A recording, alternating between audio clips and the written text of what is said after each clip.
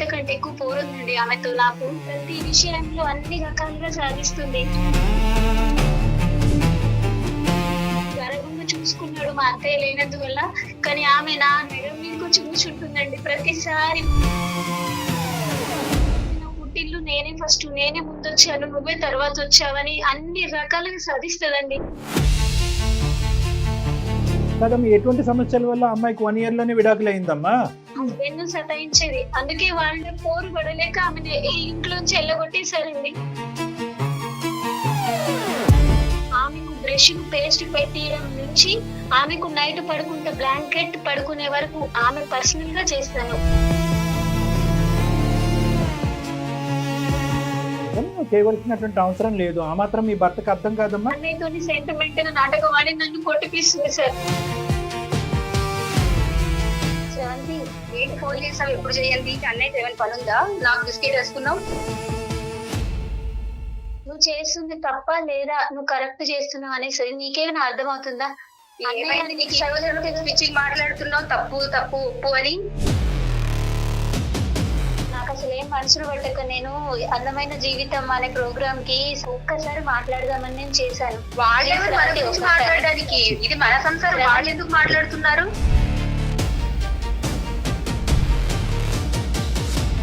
తను మంచి నేర్పిస్తే నేను నేర్చుకునే పొజిషన్ లో తప్పే లేదు. ఉందమ్మా? తనకి ఎలాగో పిచ్చి పెట్టి మాట్లాడుతుంది. అసలు ఏ సమస్య లేకుండా అక్కడ మీ దాకా వచ్చింది. కనీసం మీరైనా తన కౌన్సిలింగ్ ఇవ్వండి. నువ్వు ఏలికేస్తే కాలికేస్తున్నావు తల్లి, కాలికేస్తే ఏలికేస్తున్నావు. నేను మా అన్నయ్య వాళ్ళ ఇంట్లో ఉండడం తప్పంటారా?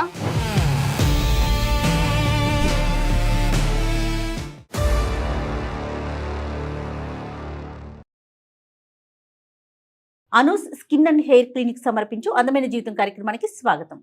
నమస్తే కళ్యాణ్ గారు. నమస్తే మేడం.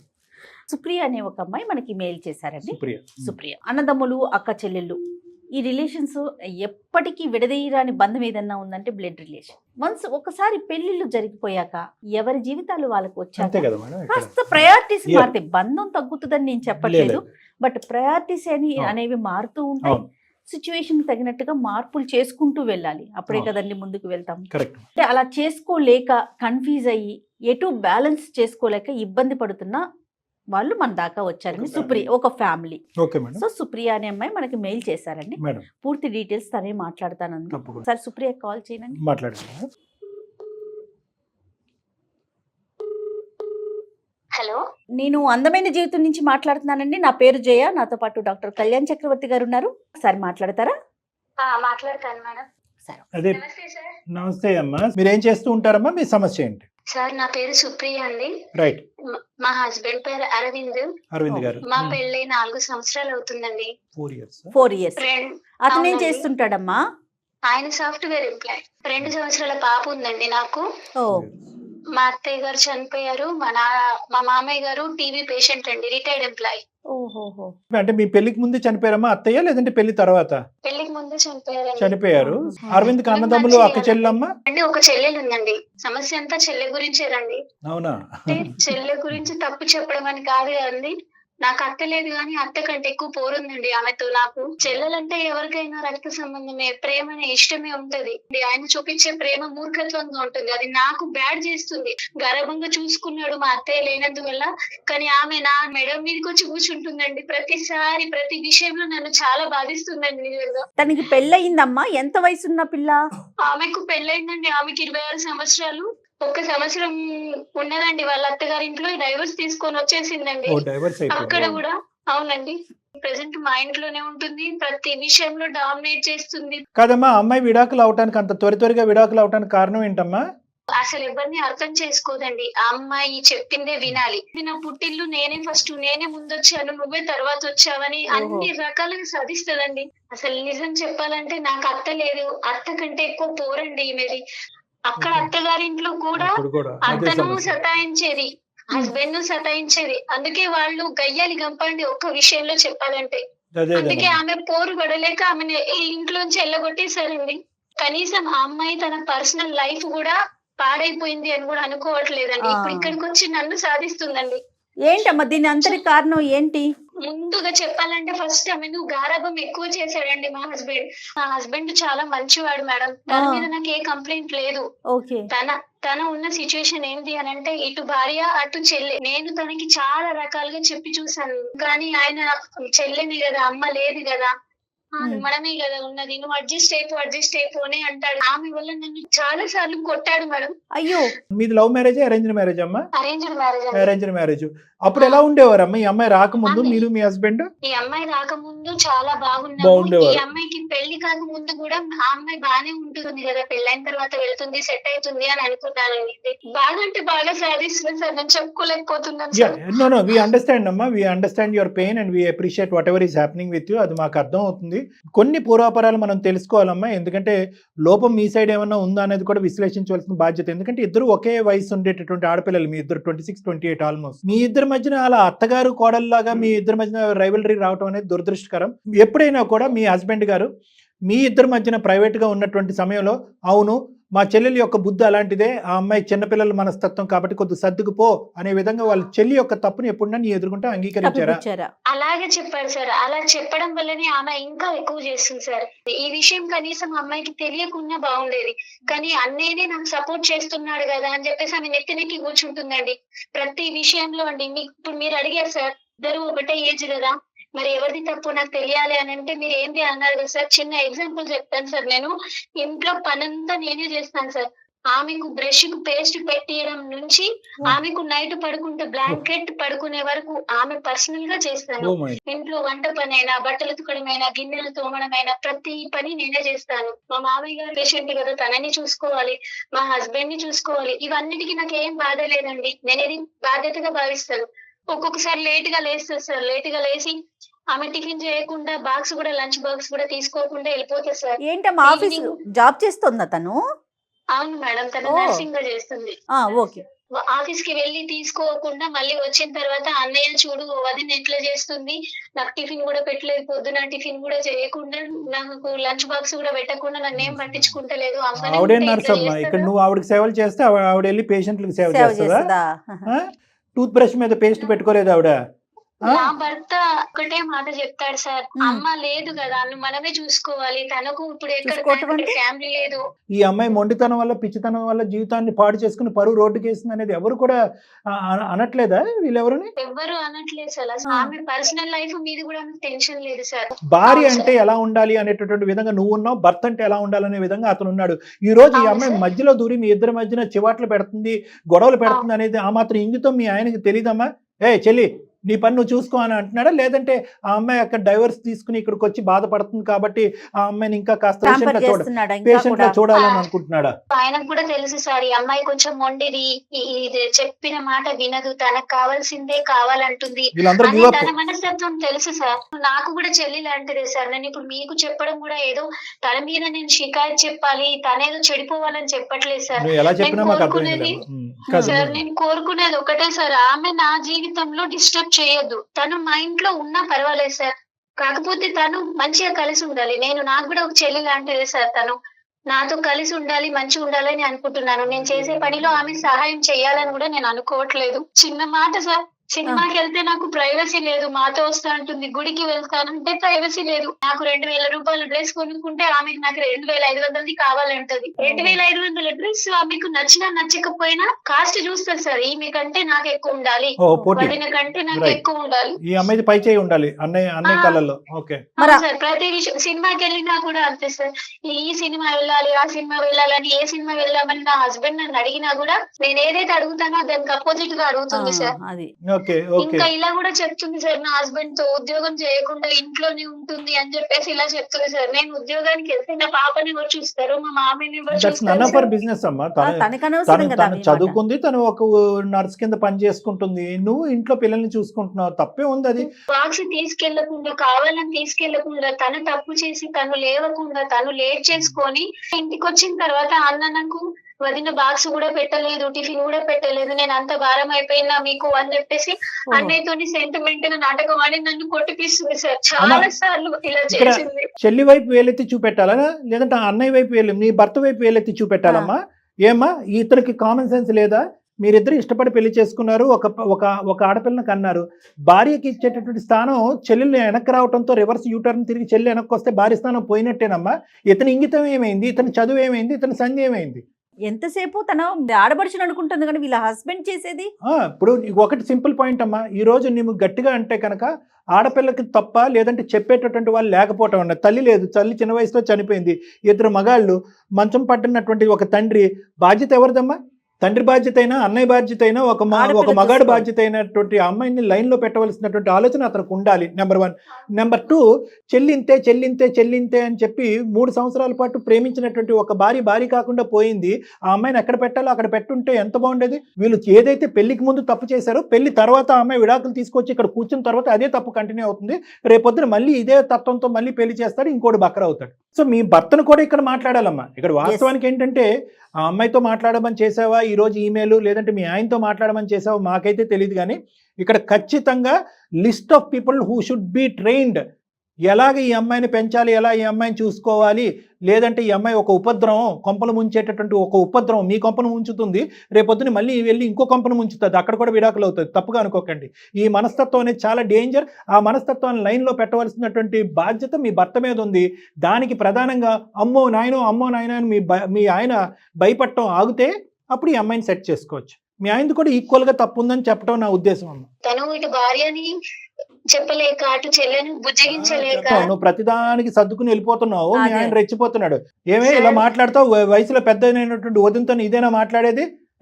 నీకు అక్కడ తప్పు చేసి వచ్చి ఇక్కడ పెంట పెడతావు అని చెప్పి ఆ అమ్మాయికి ఒక మాట చెప్పకుండా నిన్ను కొట్టేవాడు కన్ఫ్యూజ్ అవుతున్నాడు అని అంటావా? అతనేం కన్ఫ్యూజ్ అవ్వట్లేదమ్మా, చాలా క్లారిటీతో వచ్చింది. మన ఆడపిల్ల మన దగ్గరే ఉంటుంది, ఈ ఆడపిల్ల మాత్రం బయట ఆడపిల్ల. అయ్యో రామా, నీ స్థానాన్ని నువ్వు బలపరుచుకో. నువ్వు బ్రష్ల మీద టూత్ పేస్ట్లు పెట్టక్కర్లేదు, టిఫిన్ బాక్స్ లో ప్యాకింగ్లు చేయక్కర్లేదు. ఫోన్ కు ఛార్జింగ్ కూడా నేనే పెట్టాలి సార్, అది ఓలా చేస్తుంది. నీకంటూ ఒక వ్యక్తిత్వం ఉంది, నీకంటూ కొన్ని హక్కులు ఉన్నాయి, కొన్ని ఆనవాయితీలు ఉన్నాయి, కొన్ని పద్ధతులు ఉన్నాయి. దయచేసి వ్యక్తిత్వాన్ని చంపేసుకుని అలా నీచంగా కిందకి దిగిపోకండి అమ్మా. ఫస్ట్ డే నుంచి నువ్వు అలా మాట్లాడుంటే కనుక ఈరోజు సబ్జెక్ట్ ఇంకో విధంగా ఉండేది. అది ఇక్కడ దాకా వచ్చేదానివే కాదు. మీ ఆయన ప్యాంపర్ చేస్తున్నాడు కదా, నువ్వు ప్యాంపర్ చేసావు. నీ కూతురికి ఇచ్చే టైం కంటే ఈ అమ్మాయికి ఎక్కువ టైం ఇస్తున్నావు నువ్వు. ఇప్పుడు మళ్ళీ నువ్వు ఇంటికి వెళ్ళాక మీ ఆయనతో గొడవ పెట్టుకోమని నా ఉద్దేశం కాదు. ఇక్కడ నీ తప్పు ఉంది, మీ ఆయన తప్పు కూడా ఉంది. ఉద్యోగం చేయమని చెప్పడమే కాకుండా పుట్టింటి నుంచి డబ్బులు తీసుకురమ్మని చెప్పేసి కూడా చాలా గొడవ చేస్తుంది సార్. టీ తాగుతూ ఒక మాట చెప్పాను, శ్రవంతి మంచిగా పెళ్లి చేసుకొని నువ్వు కూడా హ్యాపీగా లైఫ్ ఉండొచ్చు కదా, మంచి ఉద్దేశంగా మళ్ళీ పెళ్లి చేసుకోమని చెప్పారు. అవును మేడం.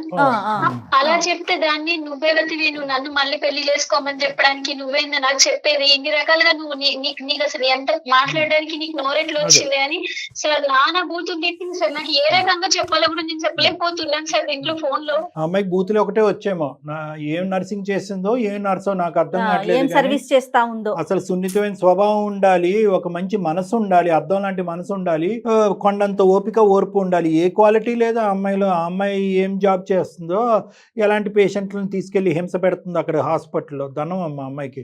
సరే ఇవన్నీ కాదమ్మా, ఈరోజు మేము ప్రత్యేకంగా మీ ఆయనతో మాట్లాడి మీ ఆయన ద్వారా ఆ అమ్మాయిని కంట్రోల్ చేయాలా, లేదంటే డైరెక్ట్ గా ఆవిడకేనా మాట్లాడాలి? అమ్మో, ఇప్పుడు గయ్యల గంప బ్రహ్మరాక్షస్ అవుతుందేమో మేము మాట్లాడాక. ఆ అమ్మాయి ఎక్కడుందమ్మా ప్రస్తుతం? హాస్పిటల్లో ఉంది సార్. కల్పమ్మా, ఫోన్ కలిపి ఒక 2 నిమిషాలు తల్లి. ఒకటి, మామూలుగా మీరిద్దరూ ఎప్పుడైనా ఫోన్లో మాట్లాడుకుంటే అసలు మాకు కూడా అర్థం కావాలి కదా, మేము ఉన్నాము అని చెప్పగానే ఆ అమ్మాయి పాలిష్డ్గా మాట్లాడుతుందేమో కదా. అలా కాకుండానే ఆ అమ్మాయి స్వరూపం, నిజ స్వరూపం తెలియాలంటే మామూలుగా క్యాజువల్గా నువ్వు మాట్లాడు. తర్వాత నాకు ఈ పద్ధతులు నచ్చట్లేదు, నేను భరించలేకపోతున్నాను, నాకేదో ఒక తేలాలి అనే ఉద్దేశంతో ఒక సలహా గురించి ఇలా అందమైన జీవితానికి ఫోన్ చేశాను. ఒకసారి ఆ సార్ వాళ్ళు నాతో మాట్లాడుతూ ఒకసారి నీకు కూడా ఫోన్ కలపమన్నారు శ్రవంతి. ఒక 2 నిమిషాలు మాట్లాడాను రిక్వెస్టింగ్గా, అప్పుడు చెప్పమ్మా. कॉल को होल्ड पे रखा है, कृपया लाइन पर बने रहें। హలో శ్రవంతి, ఏంటి ఫోన్ చేసావు? ఎప్పుడు చేయండి? నీకు ఇష్టమైన కూర చేసిన, ములక్కడ సాంబార్ చేసిన, తిన్నావా? అబ్బో చాలా చేసావు నా కోసం, తినాలే. ఏంటి ఫోన్ చేసావు చెప్పు. నచ్చిందా నీకు? సర్లే, ఏంటి అన్నయ్యతో ఏమైనా పని ఉందా? నాకు బిస్కెట్ వేసుకున్నావు. ఒక మాట చెప్పాలని చేశాను, నువ్వు ఇంట్లో ఎట్లయినా టైం ఇయ్యవు కదా. అసలు ఏం చెప్పాలనుకుంటున్నావు చెప్పు. ఇప్పుడు మన ఇద్దరి మధ్యలో మీ అన్నయ్య నలుగుతున్నాడు. నేను నీకు చాలా అన్నయ్యకి ఏమైంది? అన్నయ్య చాలా బాగున్నాడుగా. అన్నయ్య బాగున్నాడని నీకు అనిపిస్తుంది, నాకు అర్థమవుతుంది. ఒక్కసారైనా నువ్వు కనీసం అన్నయ్య గురించి ఆలోచించినా? నువ్వు చేస్తుంది తప్ప లేదా నువ్వు కరెక్ట్ చేస్తున్నావు అనేసి నీకేమైనా అర్థమవుతుందా?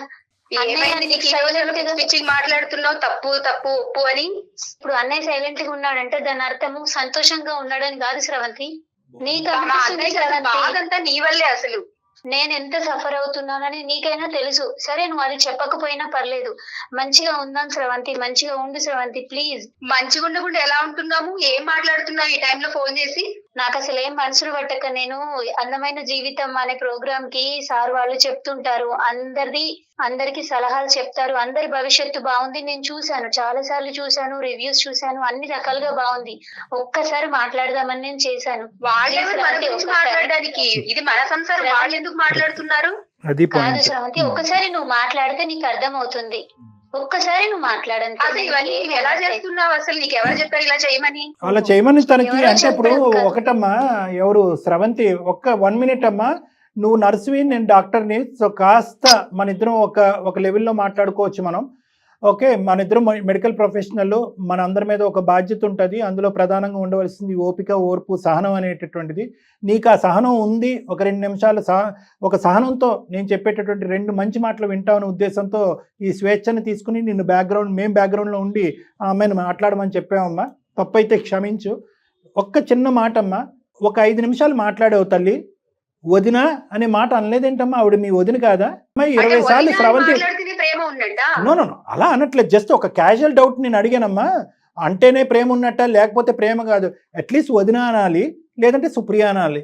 ఆ అమ్మాయి కష్టపడి ఒక 2 కూరలు చేసి రుచిగా ఉందా అని అడిగింది. అదేదో బూతుమాట్లాగా అది తీసి పక్కన పెట్టు, నాకు బిస్కెట్ వేస్తున్నావు. ఇప్పుడు ఫోన్ చేయని ఆవిడ ఫోన్ చేసి నాతో మాట్లాడుతుంది No, no, అంటే madam. అడుగుతున్నాను. అమ్మ నోనో, నేను ఒక్క ప్రశ్న నేను అడుగుతాను. ఆవిడ ఎవరమ్మా నీకు? వదిన అవుతుంది. అంటే తల్లి తర్వాత తల్లి కదా. కాదండి, నాకు అర్థం అవ్వలేదు. తనకి ఏం సమస్య ఉందని అసలు మీ దాకా వచ్చింది నాకు అర్థం అవ్వట్లేదు. అమ్మ ఏమీ లేకుండా అయితే మా దగ్గర వచ్చి ఉండదు కదమ్మా. అసలు ఇప్పుడు నన్ను మా అన్నయ్య ఒక రాణి లాగా చూసుకుంటున్నాడు. ఓ, అన్నయ్య చూసుకునేవాడు. బయటికి ఇప్పుడు మనం వెళ్ళట్లేదు, హ్యాపీగా ఇంట్లో ఉంటుంది. నేను కష్టపడుతున్నా, మా అన్నయ్య కష్టపడుతున్నాడు. తను హ్యాపీగానే ఉంటుంది కదా. ఏ సమస్య ఉందని నీ దాకా వచ్చింది? నీ గురించి ఏమీ వ్యతిరేకంగా చెప్పలేదు ఆ అమ్మాయి ఒకే ఒక మాట అంది. ఏమండి, నేను ఎంత బాధపడినా, నేను ఎంత అనుభవించినా కూడా ఈరోజు ఆ అమ్మాయి రేపొద్దున వేరే ఇంటికి వెళ్ళవలసినటువంటి అమ్మాయి కొద్ది సున్నితత్వం అనేది నేర్చుకుంటే మంచిది, కొద్దిగా ఆలోచన అనేది మంచిది, ఒక మానవత్వంతో ఆలోచించడం అనేది మంచిది, కొద్దిగా సాఫ్ట్ గా ఉండాలి ఆవిడ. అది నేర్పించడానికి నేను ట్రై చేస్తుంటే కనుక రామ అంటే బూతులాగా ఈ అమ్మాయి నామే తిరగబట్టడం మొదలుపెట్టింది. రేపొద్దున ఆ అమ్మాయి భవిష్యత్తు గురించి ఆలోచిస్తూ నాకు బాధగా ఉందని చెప్పి నీ భవిష్యత్తు గురించి మాకు చెప్పిందమ్మా. ఓ అంటే ఇప్పుడు తను మంచి నేర్పిస్తే నేను నేర్చుకునే పొజిషన్ లో తప్పే లేను. ఉందమ్మా? సారీ, నీకన్నా తప్పే పెద్దది ఉందమ్మా? కాదు కదా, పెద్దదే కదా ఆవిడ. ఈ రోజు నువ్వు ఒక ఇంటి నుంచి వచ్చేసావు, ఏ కారణం చేసి వచ్చేసావు అనేటటువంటి మాట నేను మాట్లాడిన ఈ రోజు. కానీ అక్కడి నుంచి నువ్వు వచ్చావు అంటే కనుక నీ సైడ్ ఏ తప్పు లేకుండా నువ్వు ఈ రోజు ఇక్కడికి రాలేదమ్మా. రేపొద్దున ఆ తప్పు సరిదిద్దుకోవాలి అనేటటువంటిది బుద్ధి చెప్పేటటువంటి స్థానంలో ఒక తల్లి పాత్రలో నీకంటే 2 ఇయర్స్ పెద్ద ఆమె. నేను మా అన్నయ్య వాళ్ళ ఇంట్లో ఉండడం తప్పంటారా? నువ్వు ఏలికేస్తే కాలికేస్తున్నావు తల్లి, కాలికేస్తే ఏలికేస్తున్నావు. ఆ అమ్మాయి మాట్లాడేటటువంటి మాటలు మేమేమి బ్లైండ్ గా నమ్మేసి నీ దగ్గర రాలేదు. ఈ అమ్మాయితో నీకు ప్రాబ్లం ఏంటి? ఈ అమ్మాయి ఏమైనా నీకు ఇబ్బంది పెడుతుందా? నాకేం ప్రాబ్లం లేదు కాబట్టి నేను సైలెంట్ గా ఉన్నానండి. తనకేం ప్రాబ్లం వచ్చిందని మీ దాకా వచ్చింది? కాదు, మీరు అంటున్నారు కదమ్మా, ఆ అమ్మాయికి ఏ ఫుల్ టైం జాబ్ లేదు, మేమే బయటకు వెళ్ళి కష్టపడుతున్నాం, ఈ అమ్మాయికి ఇంట్లో తిని పడుకుంటుందని అంటున్నావు కదా. మరి ఇంకేం కావాలండి? చాలా ప్రశాంతంగా ఉంది కదా. మీకు బాక్సుల్లోకి అన్నం కూర ఎవరు ఇస్తున్నారమ్మా? ఎలా వచ్చేస్తున్నాయి? వాటంతా అవి నడుచుకుంటూ వచ్చేస్తున్నాయా? మీ మరి బట్టలు అవి కబోర్డ్ లోకి, చేయకపోతే ఇంకేం చేస్తుందండి? నేను ఒక మాట చెప్తా వినమ్మా. కబోర్డ్ లోకి బట్టలు వాటంతట వాటికే వెళ్ళిపోతున్నాయా? గిన్నెలు వాటంతట అవే శుభ్రంగా అయిపోతున్నాయా? ఇంట్లో పని అంతా ఎవరు చేస్తున్నారు? అవును మేడం, టూత్ బ్రష్ మీద ప్రపంచంలో పేస్ట్. ఇంకెవరు చేయట్లేదా మేడం? అదేనమ్మా, నువ్వు చేసే పని నువ్వు చేస్తుంటే తను చేసే పని తను చేస్తా ఉంది కదా. అమ్మ, subject is not about employment. Yes, ఏమండి మేడం గారు, మనం పని సబ్జెక్ట్ ఇస్ గురించి నాట్ అబౌట్ మాట్లాడట్లేదు ఎంప్లాయ్మెంట్. ఇక్కడ. ఈ అమ్మాయికి మీరు వచ్చిన తర్వాత మీ అన్నయ్య మీ వదిన ఎలా ఉన్నారు, మీరు రాకముందు మీ అన్నయ్య వదిన ఎలా ఉన్నారు అనేది మీ కళ్ళకు కనిపించట్లేదా? వాళ్ళు ఇబ్బంది వాళ్ళు పడుతున్నారా? చాలా హ్యాపీగానే ఉన్నారండి. అది వాళ్ళు మీరు హ్యాపీగా అనుకుంటే ఉన్నారు ఎట్లాగా? ఇంట్లో. That is something that you are thinking madam. You are thinking it that way. ఇక్కడ మీరు బరువు అయ్యారనో, మీరు అనవసరమైనటువంటి ఇంట్లోకి వచ్చేసి సమస్యలు తెస్తున్నారు అని చెప్పి మేము వేలెత్తి చూపెట్టట్లేదు. ఎవరి పని వాళ్ళు చేసుకుంటే కనుక, ఈడు జోడుగా అందరూ హ్యాపీగా ఉంటే కనుక ఈ కుటుంబంలో ఏమీ లేదు. అంటే కొత్త జీవితాన్ని ప్రారంభించాలి అనే ఆలోచన చేసుకో అని అనటం తప్పమ్మా? అసలు మీకు అలాంటి ఆలోచన అవును లేదా? మేడం, అది నా డెసిషన్ కదా. వాళ్ళు బరువు అయిపోతున్నారా? మా అన్నయ్య ఏ రోజు నేను బరువు అని చెప్పలేదు. ఈవిడికి ఎందుకు బాధ వచ్చింది? దీన్ని బరువుగా ఎలా తీసుకుంటావు తల్లి? అమ్మ అసలు ఏం మాట్లాడుతోందండి ఆవిడ? నువ్వు దయచేసి పెడర్థాలు తీసుకోవద్దమ్మా. ఒకే ఒక సింపుల్ లాజిక్, ఓపెన్ మైండ్ తో ఆలోచించండి. ఈ రోజు ఆ అమ్మాయి మాకేదో కంప్లైంట్ పెట్టింది కాబట్టి మీకు బుద్ధి చెప్పడానికి మేము కాల్ చేయలేదు. మీరందరూ ఫైనల్ గా ఎలా హ్యాపీగా ఉంటారు అనేటటువంటి ఆలోచనతోనే మేము చేసాం.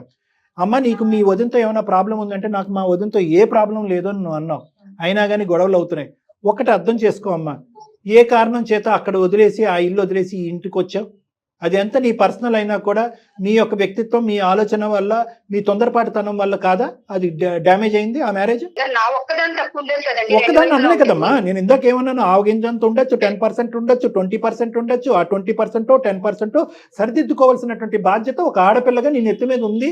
రేపొద్దున భవిష్యత్తు వైపు నువ్వు మళ్ళీ పెళ్లి చేసుకుంటావా, ఇలాగే ఉంటావు అనేది నాకు తెలియదు, కానీ ఆ క్యారెక్టర్ అనేటటువంటి మార్చుకోవాలి అనే ఉద్దేశం తల్లి లేనటువంటి ఒక తల్లి పాత్రలో ఉన్న నీ వదిని చెప్తుందమ్మా. దాన్ని ఎందుకు మీరు అవును తీసుకోలేదు? సార్, తనకు ఎలాగో పిచ్చి పెట్టి మాట్లాడుతుంది. పిచ్చి పట్టి. ఏ సమస్య లేకుండా అక్కడ మీ దాకా వచ్చింది. కనీసం మీరైనా తన కౌన్సిలింగ్ ఇవ్వండి. అమ్మా, మాకు ఎవరికి కౌన్సిలింగ్ ఇవ్వాలో మాకు బాగా తెలుసు. మేము మీ ఇద్దరు సంభాషణలో విన్నటువంటి 10 minutes లో ఎవరి పాత్ర ఏంటి అనేది చాలా క్లియర్ కట్ గా అర్థం అవ్వాలనే ఉద్దేశంతోనే ఆ అమ్మాయికి మేము ఏం చెప్పామంటే, you start the conversation, don't declare that we're in the background. మీ వెనకాతలు ఉన్నామని చెప్పకుండా మాట్లాడు. వదిన అనే పలకరింపు లేదు, ఒక కన్సర్న్ లేదు. ఆ అమ్మాయి పెట్టినటువంటి ఫుడ్ ఎవరి గురించి పెట్టవు అనేటటువంటి విధంగా మాట్లాడుతున్నావు. అన్నయ్యతో నేను ఏమన్నా రికమెండ్ చేయాలా, అందుకే నువ్వు నాకు బిస్కెట్ ఇసురుతున్నావు అన్నట్టు మాట్లాడుతున్నావు. భార్యాభర్తల మధ్యలో నువ్వెవరు అసలు? ఇవి ఎగ్జాంపుల్స్ కావా? నీ వ్యక్తిత్వం ఏంటి, నీ ఆలోచన ఏంటి అనేది, నీ ఉద్దేశం ఏంటి అనేది అర్థం అవటానికి వాళ్ళిద్దరి మధ్యన నువ్వు పుల్ల పెడుతున్నావు, భార్యాభర్తల మధ్యన పుల్ల పెడుతున్నావు అని అనుకోవటానికి ఇక్కడ లేదా? ఆ 4 మాటలు చెప్పట్లేదా మాకు? నేను ఒకటే చెప్తున్నానమ్మా, ఈ రోజు మీ వదిన గురించి నువ్వు మారమని నేను అనట్లేదు, మీ అన్నయ్య గురించి మారమని అనట్లేదు. నీ భవిష్యత్తు దృశ్యం మారమనేటటువంటి ఉద్దేశంతో ఆమె ఆ అమ్మాయి ఏడుస్తూ బాధపడుతూ ఇందాక చెప్పినంత అంతా విన్న తర్వాత సుప్రియ తర్వాత నాకేమనిపించింది అంటే కనుక, ఓహో ఈ అమ్మాయి ఫైనల్గా ఆ అమ్మాయి బ్రతుకుతుంది, ఏ పీజీ హాస్టల్లోనో పెట్టండి, అప్పుడు కానీ నేను నా మొగుడు సుఖపడలేవు అనే కోరుతుందేమో మా ద్వారా అని అనుకున్నాను. కానీ అలా అనలేదు ఆ అమ్మాయి. సార్ ఇలా అయితే సర్వనాశనం అయిపోతుంది సార్, ఆ అమ్మాయి జీవితం కళ్ళెదురుకుంటే సర్వనాశనం అవుతూ ఉంటే కనుక నా మొగుడు సంతోషంగా ఉండలేడండి, అతనికి సర్వస్వం ప్రాణానికి ప్రాణం తన చెల్లే అనేటటువంటి ఉద్దేశంతో తను ఏమంటుందంటే, ఆ అమ్మాయిని మార్చండి సార్, ఆ అమ్మాయి ఉద్దేశాన్ని మార్చండి, ఆలోచనని మార్చండి అంటున్నారు. తప్ప నాన్న? సార్ నేను ఎందుకు పీజీలో ఉంటాను సార్? అది నా ఇల్లు, నాకు రైట్స్ ఉన్నాయి. మా అన్నయ్య ఇల్లు, అది నా ఇల్లు. మా అమ్మ తర్వాత నాది అది స్థానం. అక్కడ బయట నుంచి వచ్చింది ఆ అమ్మాయి. కావాలి ఆ అమ్మాయికి అంతగా కష్టంగా ఉంటే తను వెళ్ళిపోమనండి, అన్నయ్యని వదిలేసి విడాకులు ఇచ్చి వెళ్ళిపోమనండి. తనకన్నా బెటర్ గా ఇంకా వస్తుంది మంచిగా. అదే ఈ అమ్మాయి ఏమొచ్చి మీకు నేర్పించమంటుంది, మీరేమొచ్చి ఆ అమ్మాయికి నేర్పించమంటున్నారు విడాకులు ఎలా తీసుకోవాలి. నువ్వు వచ్చేసావు కదా, ఇంకా అందరినీ వెళ్ళిపోమని చెప్తావు. పెళ్ళన్నా ఒక వ్యవస్థ అన్నా, ఒక నమ్మకం, ఒక పద్ధతి. పెన్నులు ఉంటే కనుక సంతకాలు పెట్టడమే అనుకున్నావు అమ్మ జీవితం. ఒక పక్క నుంచి తాలిబొట్లు కట్టించుకోవటాలు, ఇంకోసారి సంతకాలు పెట్టుకుని విడాకులు తీసుకోవటాలా? ఇదేనా వ్యవస్థ? ఇదేనా సాంప్రదాయం? ఓపెన్నెస్ ఉండాలమ్మా మైండ్ లో. నన్ను మాట్లాడే వాళ్ళందరూ నన్ను క్రిటిసైజ్ చేయడానికే పుట్టారు, కామెంట్ చేయడానికే పుట్టారు, కంపేర్ చేయడానికే పుట్టారు. మీరు మాట్లాడితే నన్ను బూతు మాటలు మాట్లాడుతున్నారని చెప్పి ఎందుకమ్మా క్లోజ్ ఎండెడ్గా ఉంటావు? ఓపెన్గా ఉండు. మనుషులు అనేటటువంటి వాళ్ళు, పెద్దరికంలో ఉండేవాళ్ళు, నీ భవిష్యత్తు కోరుకునే వాళ్ళు, నిన్ను ప్రేమించేటటువంటి వాళ్ళు, నీ జీవితం బాగుపడాలని మాట్లాడుతున్నారమ్మా. నీ జీవితాన్ని బాగు చేసేటటువంటి ఎవరికి హక్కు లేదా? భవిష్యత్తు గురించి భయం లేదా? గతం గురించి బాధ లేదా? నువ్వు తెలివైన దానివి అయి ఉండొచ్చు, ఒక నర్సింగ్ ప్రొఫెషన్లో ఉండుండొచ్చు, నలుగురు జీవితాలు ప్రాణాలు కాపాడేటటువంటి స్థానంలో నువ్వు ఉండొచ్చు. కానీ ఇంటర్పర్సనల్ లైఫ్, ఫ్యామిలీని నిలబెట్టుకోవటంలో నువ్వు ఓటమి పాలయ్యావు. ఈరోజు ఓటమి పాలయ్యావు. నీ కుటుంబాన్ని నిలబెట్టడం, బంధాలని పెంచుకోవటం, బాధ్యతలు నిర్వర్తించటం అనేటటువంటి అంశాలు తెలియకుండా పెరిగినటువంటి వ్యక్తి నువ్వు. ఈరోజు నేర్పించేటటువంటి కొంతమంది మనుషులు వస్తే చీ పోండ్రా మీరెవరు అని అంటున్నావు నువ్వు. మీ అన్నయ్య చెప్పడానికి బెబ్బెబ్బెబ్బెబ్బే అంటున్నాడు. బాధగా అనిపించట్లే వెనక్కి తిరిగి చూసుకుంటే? ఆ అమ్మాయి ఎంత ఓపికగా ఉందమ్మా. నేను తల్లిలాగా ఉండటానికి రెడీ అండి, నేను అక్కలాగా ఉండటానికి రెడీ అండి, ఒక మంచి స్నేహితురాలాగా ఉండటానికి రెడీ అండి అని చెప్పి అన్ని పాత్రలు పోషించడానికి అదృష్టవంతురాలు అమ్మ నువ్వు. మీ తల్లి తర్వాత తల్లి స్థానంలో ఆ అమ్మాయి టేకప్ చేయడానికి గెట్ లాస్ట్. నేనేంటి ఆ అమ్మాయి జీవితం, ఆ అమ్మాయిది నా జీవితం, మా ఇద్దరు వయసు ఒకటి, నేను మా అమ్మ నాన్నకి చేయలేదు, ఈ అమ్మాయికి ఏం చేస్తానని ఒక్క మాట అంటే నీ పరిస్థితి ఏంటి ఈరోజు? 2 నిమిషాలు పడుతుంది ఆ అమ్మాయికి మీ అన్నయ్య చేత నీ వీపు పగలు కొట్టించడానికి. నిజంగా నేను చెప్తున్నాను, ఈరోజు 2 నిమిషాలు చాలు. నా పర్సనల్ లైఫ్ చాలా డిస్టర్బ్ అయింది, అది నాకు తెలుసు. నేను కూడా నా చేతులారా చేసుకున్నాను. ఎక్కడ ఏది నాది తప్పు అని ఎవరు వేలెత్తి చూపిస్తారో అనే ఒక టెన్షన్, నాలో భయం అన్ని ఉండిపోయాయి. నేనే తప్పు చేశానంటే మాత్రం ఒప్పుకోను. సరే నన్ను ఏం చేయమంటారో చెప్పండి. మీకు మీ బ్రదర్ ఎంతో, ఆవిడకి వాళ్ళ భర్త అంతా. ఒక చెల్లిగా నీకు ఎలా అయితే న్యాయం చేయాలో ఆ న్యాయం చేస్తాడు, ఒక భార్యగా ఆవిడకి న్యాయం చేస్తాడు. వాళ్ళిద్దరి మధ్యన నువ్వు వెళ్ళటానికి ప్రయత్నం చేయొద్దు, మీ ఇద్దరు బంధం మధ్యన ఆ అమ్మాయి రావడానికి ట్రై చేయొద్దు. ఈ క్వైట్నెస్ ఉంటే కనుక అతను చాలా నైస్గా బ్యాలెన్స్ చేయగలడు ఈ ఫ్యామిలీని కానీ ఇదంతా. నిజంగా అతను కూడా శాండ్విచ్ అయిపోతున్నాడు. ఫస్ట్ ఆఫ్ ఆల్ వీళ్ళిద్దరూ కూడా నా యొక్క భవిష్యత్తు, నా యొక్క వెల్ఫేరు, నా యొక్క మంచి కోరుకునే మాట్లాడేటటువంటి వాళ్ళు అని చెప్పి please please please remember that you don't have enemies in this family. ఈ ఇంట్లో నీకు అన్న అనే ఒక శత్రువు, వదిన అనేటటువంటి శత్రువు నీకెవరు లేరు. నీ శ్రేయస్సు కోరుకుని, నీ మంచితనం కోరుకునే వాళ్ళు ఉన్నారు. ఇదే నువ్వు ఒక ఇంట్లోకి వెళ్తే అక్కడ ఒక ఆడబడుచు ఉంటే, ఆ ఆడబడుచు తన బ్రష్ మీద నువ్వు టూత్పేస్ట్ పెట్టి ఉద్యోగాలు మానేసి పగలనక సాయంత్రానిక వంట వార్పులు చేసుకుంటే, నచ్చకపోతే టైం డిలే అవుతే ప్లేట్లు ఇసిరేసేటటువంటి వాతావరణం అక్కడ ఎలా ఉంటే కనుక ఎంత భయంకరంగా ఉంటుందో ఒక్కసారి ఆ స్థానంలో. ఎందుకంటే నువ్వు కూడా వేరే ఇంటికి వెళ్ళి నువ్వు వచ్చిందాను కాబట్టి చెప్తున్నానమ్మా. ఈ అమ్మాయి అన్నీ నమ్ముకుని అన్నీ వదులుకుని ఈ కుటుంబంలోకి వచ్చిందమ్మా. ఇప్పటి వరకు సుఖ సంతోషాలతోనే ఉన్నారు, ఇప్పుడు కూడా ఉన్నారు. ఎటొచ్చి నీ మనస్పర్ధలు, నీ అనాలోచితం, నీ తెలివి తక్కువతనం అనేటటువంటి కాస్త తీసి పక్కన పెట్టి ఓపెన్ మైండ్ సెట్తో ఇది నా కుటుంబము, వీళ్ళందరూ మంచి వాళ్ళు, నా శ్రేయస్ కోరుకునేటటువంటి వాళ్ళు అనే విధంగా ఆలోచించుకుంటే అంత సెట్ అయిపోయినట్టునమ్మా. ప్లీజ్, ఇది నేను పూర్తి స్థాయిలో నేను ఇక్కడికిక్కడగా న్యాయం చేయలేకపోయినా మీ ఆడబడుచు వినే అంత పరిస్థితి వరకు తీసుకురాగలిగాను. 4-5 మాటలు నిశ్శబ్దంతో ఆలోచించే పరిస్థితికి తీసుకొచ్చాను. ఆ అమ్మాయి ఆలోచిస్తుంది. నేను మానసికంగా నా పెళ్లిలో డ్యామేజ్ అవటం వల్ల ఒక డిఫెన్స్ మెకానిజం వాడుతూ నన్ను ఎక్కడ అందరూ చిన్న చూపు చూస్తారనే ఉద్దేశంతో పైకి లేచేటటువంటి ప్రయత్నంలో అనవసరంగా పరిగెడుతున్నాను నేను. నా మాట అంది కాబట్టి దయచేసి మీ ముగ్గురు కలిపి, మీ వారు, మీ ఆడబడుచు, మీ ముగ్గురు కలిపి నా దగ్గరికి ఒక్కసారి రండి. మనం ఒక్కసారి కూర్చొని మాట్లాడుకుంటే పెద్ద విశేషాలు అంశాలు ఏమీ లేవమ్మా. ఇక్కడ కేవలం మిస్అండర్స్టాండింగ్స్ అండ్ కమ్యూనికేషన్ డిఫికల్టీస్ అంతే. మీరు చెప్పిన దాంట్లో ఖచ్చితంగా ఆమె మారుతుందని నాకు 100% నమ్మకం ఉంది సార్. నేను లక్ష్మీదేవి లాగా అనుకుంటాను సార్. థ్యాంక్ యూ అమ్మా. స్రవంతి సార్ ఒకసారి రండి అమ్మా. కలుస్తాం మిమ్మల్ని. ఎక్కడ మీరు హైదరాబాద్ లో ఏ హాస్పిటల్? ఒకసారి మనం మ్యూట్ చేద్దాం కానీ నాకు చెప్పండి, ఏ హాస్పిటల్లో వర్క్ చేస్తున్నారు మీరు? సార్ వచ్చి కలవండి. నేను ఒకసారి వచ్చి కలిస్తే కనుక దాన్ని బట్టి will pave the pathway. Okay, don't worry. All the best అమ్మా. థ్యాంక్ యూ అమ్మా. ఆ పిల్లేదో ఆలోచనలో పడింది, జస్ట్ ఒక స్టెప్ డౌన్ అయింది. బట్ మీ దగ్గరకు వచ్చి కూర్చుంటే కౌన్సిలింగ్ లో మాట్లాడితే ఇంకాస్త ఆలోచన రావచ్చు. తప్పకుండా మేడం. రైట్ కళ్యాణ్ గారు, మరో ఎపిసోడ్ లో మళ్ళీ కలుద్దామండి. నమస్తే.